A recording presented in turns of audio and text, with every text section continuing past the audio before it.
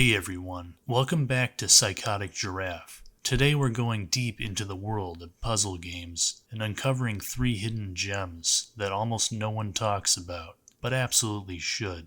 We'll kick things off with what I believe is the crown jewel of this list, stack columns. Then we'll move on to 2 more unusual entries, one from an unlicensed NES developer, and one from a weird console that you might have forgotten. If you enjoy this video, hit that like button, subscribe, tap the bell icon for notification, and let's get into it. For centuries, civilizations have sought the perfect balance, flavor and health, power and wisdom. But only now have we found the real deal.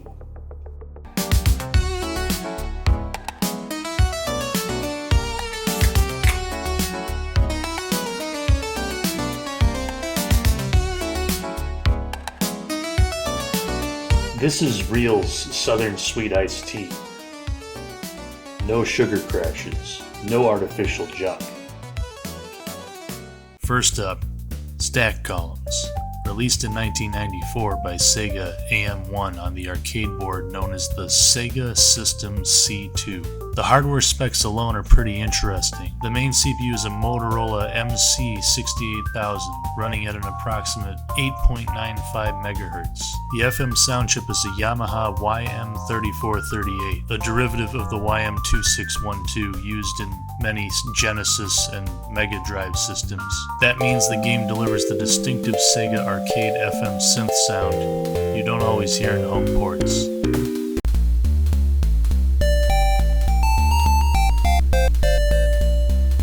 But beyond the hardware, this game stands out with its story.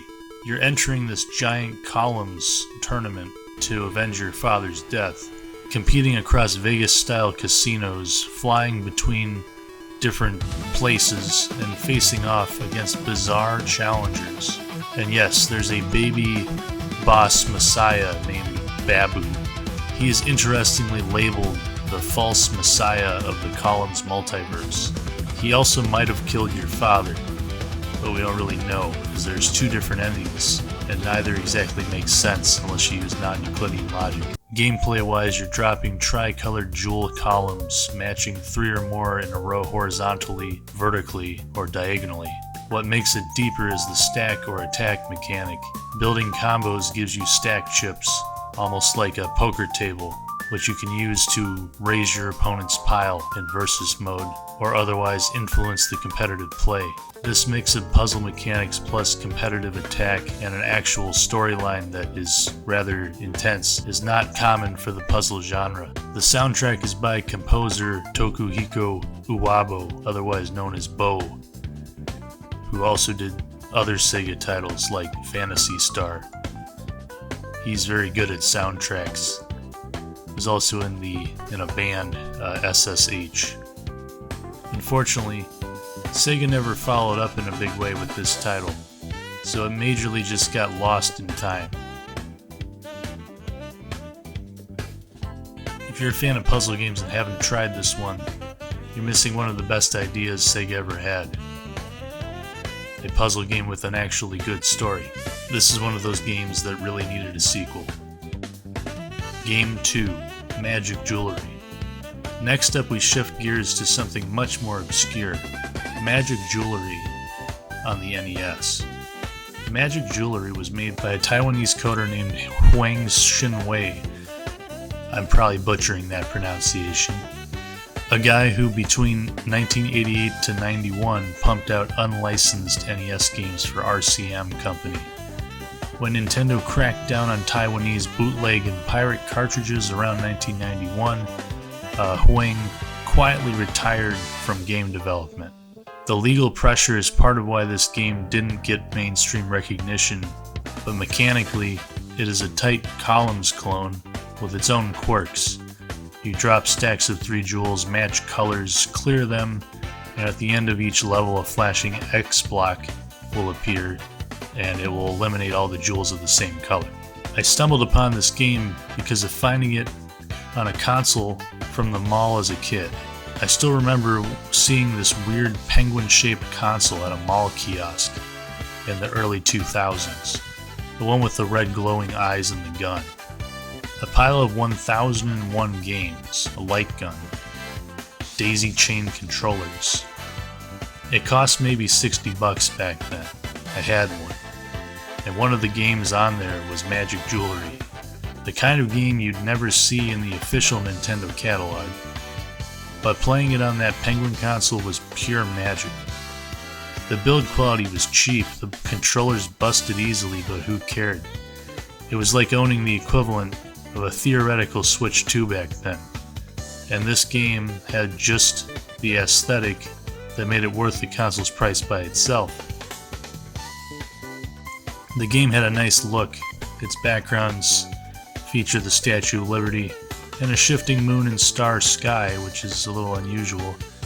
The game would speed up gradually with the background colors changing. The feel is minimalist but addictive. From the lore side, it has no story really, which is kind of a bummer, but I don't expect that out of this type of game generally. The soundtrack is interesting. Many of the tracks are 8-bit renditions of folk or classical songs. Adds a weird charm. Why it's a gem is because it shows you can get a satisfying puzzle experience with very minimal space on a cartridge. It also shows that unlicensed developers can sometimes be prolific. If Nintendo hadn't scared this developer away, I'm sure he would have been making some great things today. Game 3. Tetris CD-i. Finally, let's land on something wild. Tetris CD-i released for the Philips CD-i in 1992, with music composed by Jim Andrum. This is a puzzle game you've probably seen mentioned only in passing, but its soundtrack and mood make it stand out. The hardware. The CD-i didn't get much love as a serious gaming console because it frankly had a lot of really shitty games. It pretty much sucked ass, as AVGN would say. But this Tetris game, it is peak Tetris. It is a rare gem on the absurdly expensive Philips CD-i console that almost made the investment in one of these Philips consoles almost acceptable. That's how good this game is.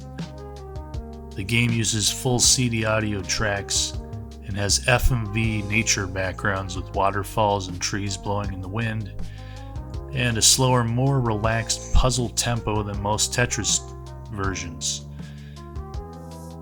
You still clear lines, rotate blocks, but instead of the vibe being frantic, it is chill.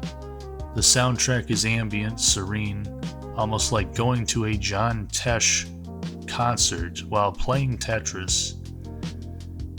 It contrasts with the modern titles like Tetris Effect, which are visually very intense, almost like Rez in an acid trip. And you know what? I don't think that's actually a superior aesthetic at all. I think this is peak Tetris. I think this is how Tetris was meant to be.